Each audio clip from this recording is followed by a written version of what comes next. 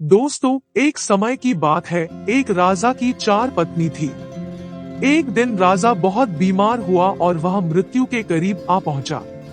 मौत के बाद क्या होगा, क्या वह अकेला हो जाएगा, ये सब डर उसे सताने लगा।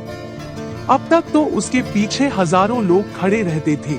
उसके एक इशारे पर कई दास दासियां हाथ जोड़े उसके सेवा में पहुंच जाते थे। मृत्युशैया पर पड़े राजा ने चौथी पत्नी को अपने पास बुलाया। राजा अपने इस पत्नी से बहुत प्यार करता था। उसे महंगे वस्त्र, डायमंड ज्वेलरी, गोल्ड आदि दिया करता था।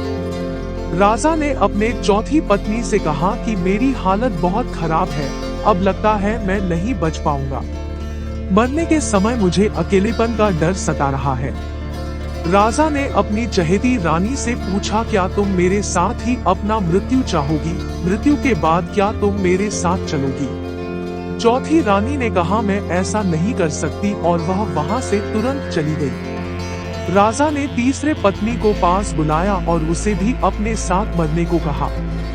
राजा को अपने इस पत्नी से भी प्यार था। अपने तीसरे पत्नी पर उसे बहुत गर्व था। वह अक्सर उसे पड़ोसी राजाओं को मिलाकर गौरवान्वित महसूस करता था। तीसरे पत्नी ने भी मना कर दिया। उसने कहा, मुझे अपने जीवन से बहुत प्यार है, मैं ऐसा नहीं कर सकती। जब आपकी मृत्यु हो जाएगी मैं दूसरी शादी कर लूंगी। अब उसने दूसरी पत्नी को बुलाया। यह पत्नी राजा के हर जरूरतों में उसके साथ खड़ी रहती थी। राजा ने वही प्रश्न इस रानी से भी पूछा कि क्या तुम मरने के बाद मेरे साथ चलोगी? रानी ने उत्तर दिया, अभी मैं ऐसा नहीं कर सकती। हाँ, मरने के बाद आपके दाह संस्कार का प्रबंध जरूर कर सकती हूँ और मैं उस वक्त आपके साथ रहूंगी। तभी एक आवाज आई, मैं चलूंगी आपके साथ। राजा ने देखा तो यह उसकी पहली पत्नी थी। इस रानी ने कहा, राजन आप जहाँ भी जाएंगे मैं आपके साथ चलूंगी, मरने के बाद भी मैं आपके साथ रहूंगी। पहली पत्नी उसकी वह पत्नी थी जिसे वह सबसे कम ध्यान रखता था। उसे बहुत शर्मिंदगी महसूस हुई। उसने रानी से कहा, मुझे माफ कर दो, मुझे तुम्हारा सबसे ज्यादा ख्याल रखना चाहिए था, तुम्हारे तरफ ज्यादा ध्यान रखना चाहिए था। इस कहानी से हमें सीख मिलती है कि हम सभी की 4 पत्नियां हैं। चौथी पत्नी हमारा शरीर है।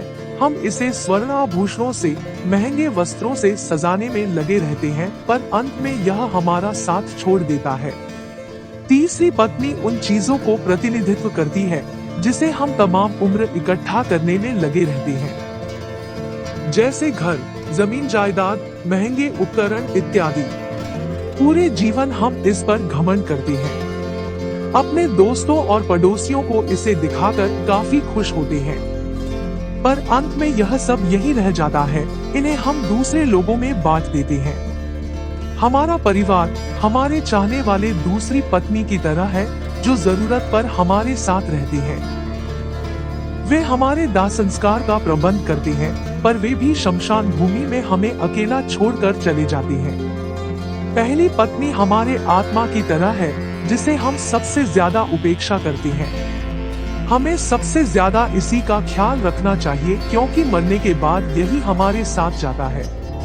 आप अपने शरीर का पूरा ध्यान रखें, उसे स्वस्थ रखें, सुख सुविधा के लिए जुटाए गए साधनों से अपना जीवन आसान बनाएं।